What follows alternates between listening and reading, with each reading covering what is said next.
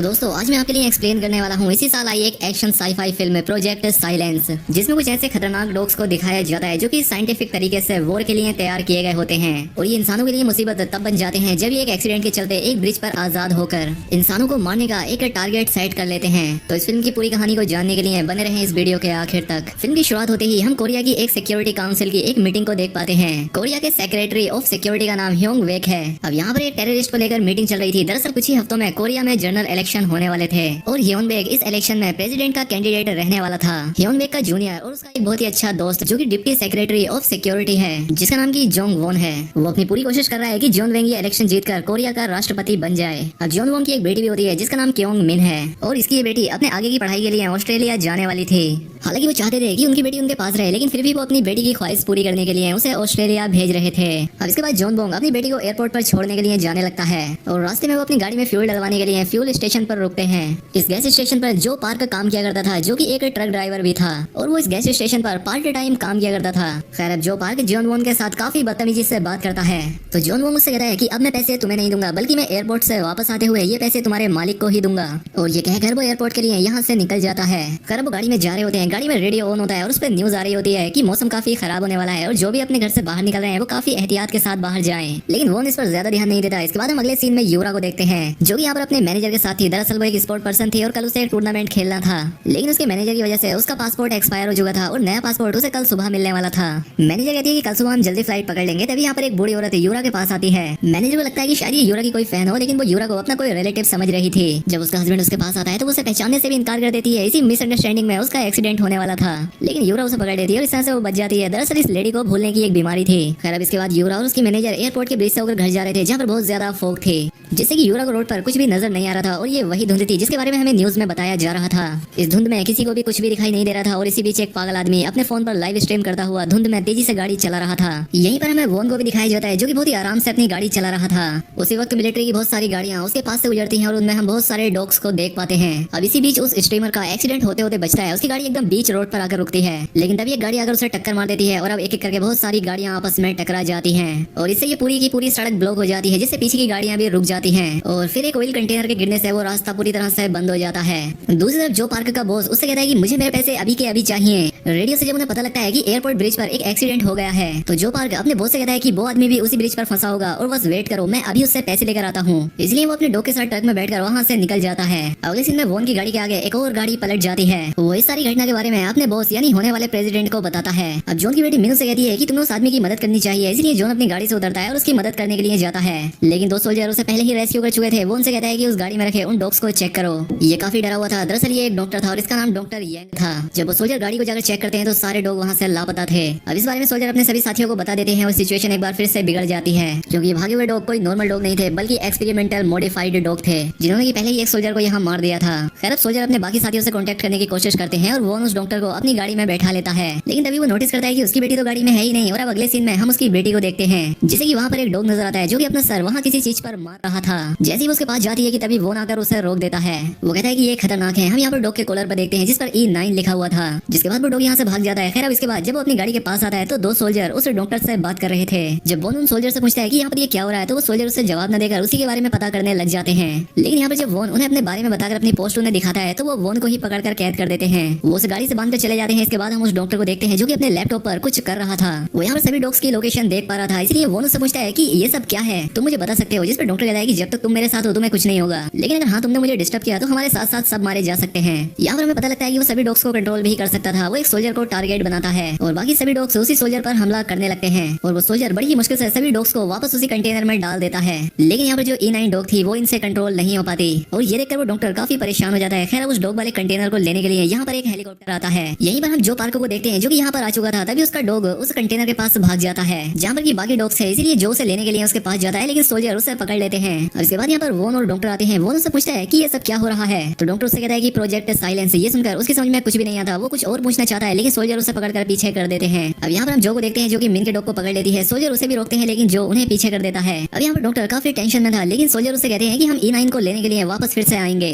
अब यहाँ पर एक सोल्जर को एक चिप मिलती है जो कि E9 की थी और वो डॉक्टर उस डॉग को इसीलिए कंट्रोल नहीं कर पा रहा था क्योंकि उसकी ये चिप गिर गई थी। उसने वो चिप अपने सर से निकाल दी थी। खैर अब वो सोल्जर उस कंटेनर को यहाँ से ले जाने लगते हैं कि तभी यहाँ पर E9 आ जाती है और हेलीकॉप्टर के अंदर घुसकर सभी सोल्जर्स को मार देती है, जिस वजह से वो हेलीकॉप्टर और कंटेनर वापस से जमीन पर गिर जाते हैं। ये कुत्ते फिर से निकलकर यहाँ से भाग जाते हैं और इस बार इन्हें कंट्रोल करने के प्रोग्राम में भी एरर आ जाता है। अब ये सभी डॉग बेकाबू हो जाते हैं और इनका टारगेट 116 लोगों को मारना सेट हो जाता है। अब सभी डॉग्स उस कंटेनर से बाहर आकर सभी को मारना शुरू कर देते हैं क्योंकि चिप की वजह से उनकी प्रोग्रामिंग ऐसी हो चुकी थी कि वो अपना टारगेट पूरा किए बिना रुकेंगे नहीं। अब उनमें से एक डॉग डॉक्टर पर भी हमला कर देता है जिससे उसका लैपटॉप दूर जाकर गिर जाता है। अब जैसे ही वो डॉग फिर से डॉक्टर पर हमला करता है कि तभी यहाँ पर वो आकर डॉक्टर को बचा लेता है। अब ये सभी लोग एक गाड़ी में जाकर बैठ जाते हैं और यहाँ से निकलने लगते हैं कि तभी जो पार्क भी उन्हें आवाज देता है, लेकिन वो उसकी बात नहीं सुनता। वो यहाँ से निकलने लगता है लेकिन उसकी बेटी गाड़ी रोक देती है। वो उसे गाड़ी की डिग्गी में बैठा देते हैं और यहाँ से निकल जाते हैं। अब हेलीकॉप्टर के क्रैश होने की वजह से यहाँ पर एक ब्लास्ट होता है और आग लग जाती है। यहाँ पर वोन किसी से कॉन्टेक्ट करने की भी कोशिश करता है लेकिन सिग्नल ना होने की वजह से वो ऐसा नहीं कर पाता। अब अगले सीन में कुछ लोग वहाँ से निकलकर एक बस में चढ़ जाते हैं और इस बस में वो कपल भी होते हैं जो हमें एयरपोर्ट पर दिखे थे। अब यहाँ पर वोन की कार स्टार्ट नहीं हो रही थी और यहाँ पर वोन डॉक्टर से पूछता है कि तुम मुझे सच क्यों नहीं बता देते।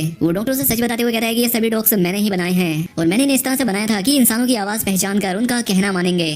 लेकिन जब मिलिट्री को इसके बारे में पता लगा तो उन्होंने मुझे ऑर्डर दिया कि मैं इन्हें एक वेपन की तरह बनाऊं ताकि वो लोग अपने दुश्मन मुल्कों पर इनसे हमला करा सकें। और इस प्रोजेक्ट में यूएस और बाकी 3 कंट्री भी शामिल थी। वो इन्हें अपने फायदे के लिए इस्तेमाल करना चाहते थे लेकिन ये डॉग्स अपने टारगेट की आवाज को पहचान कर उन पर हमला भी कर सकते हैं। अब रेडियो पर आवाज आती है और बॉन अपने बॉस से पूछता है कि क्या तुम्हें इस प्रोजेक्ट साइलेंस के बारे में पहले से ही पता था, जिस पर वो कहता है कि नहीं मुझे इस बारे में नहीं पता था, मुझे बस अभी पता लगा है। खैर वो उससे स्वाट टीम को यहाँ पर भेजने के लिए कहता है लेकिन जेंगी उनसे कहता है कि जो ट्रक तुम्हारे सामने है उसमें जहरीली गैसेस हैं, उसमें कभी भी धमाका हो सकता है। अब ये बात सुनकर ये लोग अपने मुंह पर कपड़ा रखकर उसी बस में लगते हैं जिसमें सभी लोग थे। अब यहाँ पर हेलीकॉप्टर पूरी तरह से नीचे गिर जाता है जिससे ब्रिज की एक साइड टूट जाती है। अब यहाँ के रास्ते और भी ज्यादा बंद हो गए थे, ये कहीं भी नहीं जा सकते थे। अब बस में सभी लोग काफी डर रहे थे इसलिए बॉन उन्हें बताता है कि मैं सिक्योरिटी डिपार्टमेंट से हूँ, इसलिए किसी को भी घबराने की जरूरत नहीं है। यहाँ पर जल्द ही स्वाट टीम आने वाली है। उसके बाद सुनकर सभी लोग शांत हो जाते हैं लेकिन वो अभी भी ये बात जानना चाहते थे कि आखिर ये कुत्ते इन पर हमला क्यों कर रहे हैं। जॉन उनसे झूठ बोल देता है। वो कहता है कि इन्हें रेबीज हो गया है जो कि इन्हें तेजी से ऐसा बना रहा है जिससे ये हम पर हमला कर रहे हैं। यहाँ पर जो जानता था कि सच क्या है इसलिए वो उससे कहता है कि तुम झूठ क्यों बोल रहे हो, इन्हें सब कुछ सच क्यों नहीं बता देते। जिस पर वोन कहता है कि अगर तुम अपना मुंह बंद रखोगे तो तुम्हें एक हेल्पर अवार्ड के साथ अच्छा इनाम भी दिया जाएगा।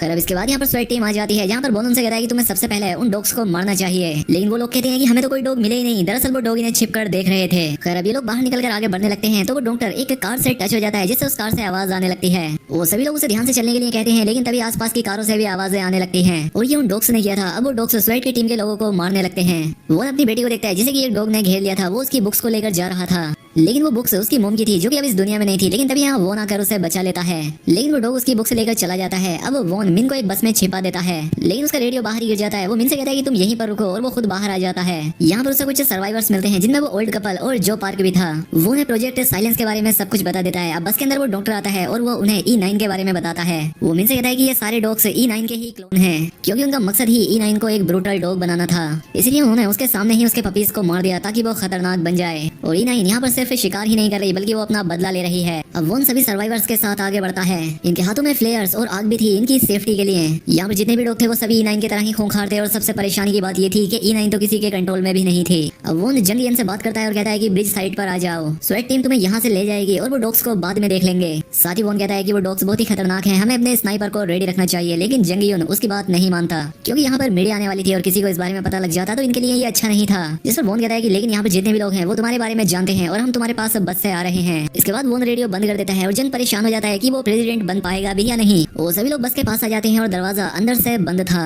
यहाँ पर वो डॉग्स भी आ जाते हैं। यहाँ डॉक्टर को डर लग रहा था इसलिए वो मिन से दरवाजा बंद रखने के लिए कहता है। अब जो यहाँ पर अल्कोहल से उन डॉग्स पर आग फेंकता है और दरवाजा खोलकर अंदर चला जाता है और इस तरह से सभी लोग भी अंदर आ जाते हैं। अब जो अंदर आकर डॉक्टर को मारता है क्योंकि इसकी वजह से ये सभी लोग मर सकते थे। अब इसके बाद हम जंगियन को देखते हैं।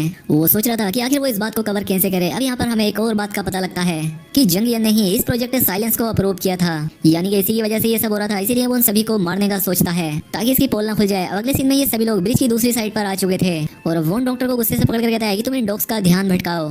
लेकिन वोन की बेटी कहती है कि हमें इसकी जगह ट्रैप्स लगाने चाहिए, इसलिए ये लोग ट्रैप्स सेट कर देते हैं और बस के पीछे वाली साइड पर चले जाते हैं। बस का दरवाजा खुले होने की वजह से डॉग्स अंदर आ जाते हैं और उस ट्रैप में फंस जाते हैं। ये उन्हें बस में कैद कर देते हैं। अब ये सभी लोग बस से बाहर आ जाते हैं लेकिन उस ओल्ड मैन के वाइफ की जान चली जाती है क्योंकि वो बहुत ही ज्यादा जख्मी थी। वो आदमी अपनी वाइफ को छोड़ना नहीं चाहता था और उस बूढ़े आदमी को भी वो डॉग्स मार देते हैं। इन्हें इस बात का बहुत दुख होता है। अब वो ब्रिज पर टीम को ढूंढते हैं लेकिन उनकी मदद के लिए यहाँ कोई नहीं आया था। अब वोन बैठ जाता है और डॉक्टर से बताता है कि ये सारा प्लान जंगयन का ही है, क्योंकि उसी ने तो इस प्रोजेक्ट को अप्रूव किया है और वही ये सब करा रहा है। अब ये सुनकर वोन को और भी ज्यादा दुख होता है, वो टूट जाता है क्योंकि उससे झूठ बोला गया। अब ये लोग यहाँ पर प्लान बनाते हैं कि जो पार्कर के ट्रक से उसी गैस वाले रास्ते से यहाँ से बाहर निकलेंगे, लेकिन जो पार्कर कहता है कि मेरे ट्रक की चाबी तो उसी बस के अंदर है। अब ये लोग इसका भी प्लान करते हैं कि उन डॉग्स को कंट्रोल करेंगे, इसलिए ये डॉक्टर का लैपटॉप ढूंढते हैं और टारगेट को चेंज करके वोन को टारगेट बना देते हैं। अब वोन बस में जाने लगता है तो उसकी बेटी उससे कुछ बातें करती है, कहती है कि डैड अब मैं बाहर नहीं जाना चाहती, और इसके बाद ये सभी लोग अब अपना अपना काम करते हैं। जहाँ पर यूरा गोल्फ बॉल से उस बस की खिड़की को तोड़ती है। अब लोग वहाँ से बाहर आकर वोन के पीछे लग जाते हैं, लेकिन बस की ट्रॉली के अंदर होने की वजह से वो सेफ था और वो लोग उसका कुछ नहीं कर पाते। खैर इसके बाद जो बस में जाता है और अंदर जाकर वो चाबी ले लेता है, लेकिन E9 वहीं पर थी क्योंकि उस पर किसी का कंट्रोल नहीं था। वो उसके पीछे भागने लगती है और बाहर आकर उसकी जगह वो डॉक्टर को पकड़ लेती है। अब वो ब्रिज और भी ज्यादा टूटने लगता है, जिससे ये डॉग नीचे पानी में गिरने लगते हैं। E9 भी वहाँ पर भागती है क्योंकि दरअसल उसका अभी भी एक बच्चा जिंदा था। अब क्योंकि वोन भी नीचे गिर रहा था, इसलिए वो सभी लोगों से कहता है कि वोन का ट्रक रोक दो, क्योंकि अगर वो यहाँ है तो वो भी उसके साथ नीचे गिर जाएंगे। लेकिन मिन जो कि ट्रक का एक वायर निकालती है और उससे नीचे चली जाती है। यहाँ पर E9 भी थी जो कि अपने बच्चे के साथ पानी में गिर जाती है। अब नीचे जाकर मिन उस वायर को वोन की ट्रॉली से जोड़ देती है और जो पार्क उसे अपने ट्रक से ऊपर खींच लेता है, लेकिन अब वो ब्रिज बहुत ही तेजी से गिरने लगता है, इसलिए ये सभी लोग जल्दी से उस टॉक्सिक गैस वाले एरिया को भी पार कर लेते हैं और फाइनली वो आगे पहुंच जाते हैं जहां पर जंगियन और बाकी सभी उनका इंतजार कर रहे थे। जंगियन यहाँ उसे देखकर डर जाता है कि कहीं उसके बारे में सबको ना बता दे। यहाँ आते ही वोन जंगियन को एक पंच मारता है और कहता है कि तुम्हें मेरी बेटी के फ्यूचर के बारे में भी सोचना चाहिए था, और कहता है कि मेरी बेटी मेरे साथ ही रहेगी, अपने पैसे अपने पास रखो। अब यहाँ पर डॉक्टर सारा सच मीडिया के सामने बता देता है और ये भी कि प्रोजेक्ट साइलेंस कितना खतरनाक है। जंगियन यहाँ से भागने की कोशिश करता है लेकिन उसे पकड़ लिया जाता है। इसके बाद हम E9 को देखते हैं जो कि अभी भी जिंदा थी और वो अपने बच्चे को पानी से बाहर निकालती है, यानी कि वो तो बस ये चाहती थी कि उसका बच्चा सेफ रहे और उसने अब अपने बच्चे को बचा लिया था। और यहीं पर ये फिल्म, ये कहानी यहाँ खत्म हो जाती है। दोस्तों उम्मीद करता हूँ आपको वीडियो पसंद आई होगी। अगर वीडियो अच्छी लगी तो वीडियो को लाइक और कमेंट करके बताएं। साथ ही चैनल पर पहली बार आए तो सब्सक्राइब भी कर लें।